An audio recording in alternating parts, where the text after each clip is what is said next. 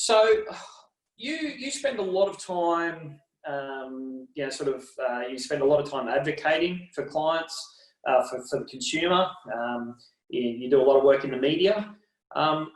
What is it that you think the financial advice industry, or indeed, the mortgage industry, the accounting industry, what do you feel that they're not doing that they could be doing to better capture and facilitate the needs of Joe Blow or Mary Jane?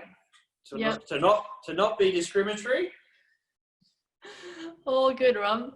Look, it's a really good question, and that's what I love about being able to hear what's said about all three professions. And the complaints people usually have about the accountant is that they're not being proactive enough. And, for mortgage brokers and financial planners, it's often that it's transactional. We did this with them and then we never hear from them again. And people sort of feel, I don't know, almost hurt or rejected in a sense. Like, what am I, just a transaction to you? And that's it. So I think, for all those industries, it's about recognizing that it's about that human engagement piece. I think in some ways, especially now that we have Google and that, information overwhelm, it's about shifting the way that we service these clients and engage with them, because we're no longer their sole source of information. They now have information coming from everywhere. So, even if you consider going and seeing your GP or a specialist, most people then consult Dr. Google as well to sort of check in and see, do I agree? Was I given the right advice and whatnot? So we have to recognize that and work with that and go, okay, is our job now shifting more to the point where it's about not just giving a final recommendation, but actually helping these people filter through all of this information that they're getting so that they can reach the goal and the decision that's right for them. And that's what I think there's a lot missing there. And that's a lot of the feedback that I get from people as well who've gone and seen financial advisors, paid for the service. And so many times I hear, everything was done properly. But they say, I didn't understand the advice. It was too complicated. I don't get what's going on. I don't get why they made that recommendation. And the number of times that I've had people who have advisors come to me just for someone, whether it's a second opinion or just to give them that reassurance or hold their hand a little bit more. And then they happily go back to sort of where they came from. But it's this whole, I don't get why. So it may be that we need to slow the system down a little bit, perhaps. Maybe, and it's a catch-22 because clients want things done quickly and done yesterday. But by the same token, I don't know that financial products in their current form necessarily allow that. If you consider the life insurance conversation, God, there's so much there for clients to absorb and understand that, how do you cover all of that in just one session? You can't. So that's sort of why I'm so big on the online engagement piece and looking at different ways that we can drip feed that information and have that continuing relationship with clients as well, so that then you can shift what you're focusing on during the actual consultations to deliver better value. I think the important word you mentioned there was relationship. So it is all about relationship, and that, unfortunately, you can only do that over time. You can't circumvent time.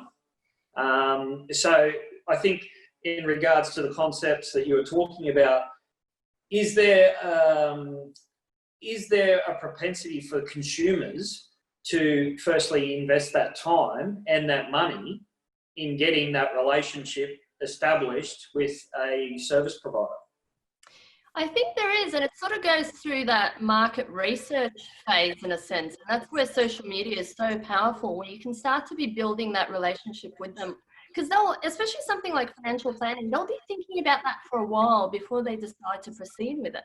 So you can be using LinkedIn, Facebook, Instagram, whatever it is, to start to nurture that relationship and build that. And that's where you can be improving the client's knowledge about what you offer, and the education piece comes into it and all of that, so that then by the time they reach that appointment with you, they've built that relationship. They already feel like they know you. You're not a complete stranger to them. You're not starting off as adversaries, which in some ways, some initial appointments can feel like it, because clients have heard so many negative news stories in the media that it's sort of like, well, I'm here because I have no other choice, but I don't like you, right? So you can start to shift that. So there's that, you know, they feel more comfortable, they know you, they get your philosophy, and they've already made the decision to work with you by the time they enter that door. Yeah, I think that's a really good point, and it is something that I've noticed as well. I mean, I've been using LinkedIn for a while now, and it's actually interesting. Not only people relate to me, but I relate to people through that interaction, and you actually have a relationship with people, even though you mightn't actually sort of think that way.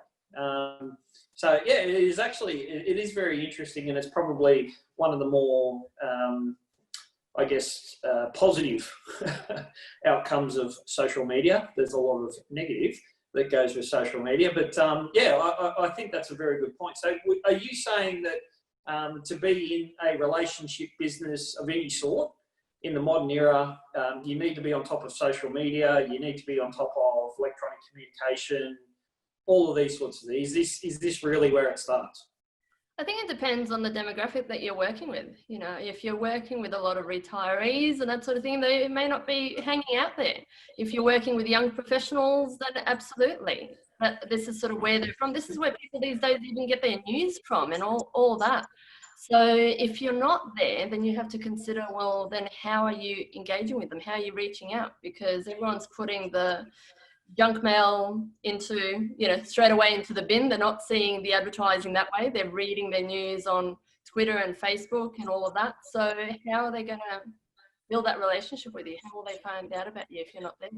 Yeah, I don't know. If I actually got some junk mail delivered, it'd be that rare. I'd actually probably read it. There's probably more chance of reading that than my inbox, to be honest. But yeah, I take your point. It becomes a challenge, though. You have to, and this is the thing. I found that if you are going to be playing in the electronic and the virtual world, you have to be doing it through multiple mediums, because again, the number of times emails end up in junk mail, even when I'm sending like a one-on-one email to a client, because you're dealing with finance stuff, the emails go up to junk mail, so people miss that.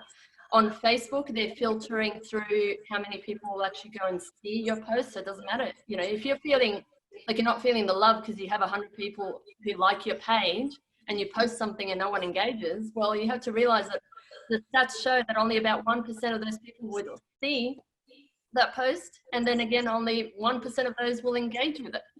So you have to then know that you've got to do it in multiple ways so that there's a greater chance of that message reaching them, and to be aware of the stats and how to utilize those platforms. Now, it's not to say, hey, because people don't see my posts on Facebook, there's no point in putting it there. There actually is, because people will go and do their research on you. And just as not that long ago, it was if you didn't have a website, you didn't exist. I would argue that in many cases, if you don't have a Facebook page, you don't exist, because they'll look to that to start to build that relationship and see what your business is about. So there's still value in putting that content out there.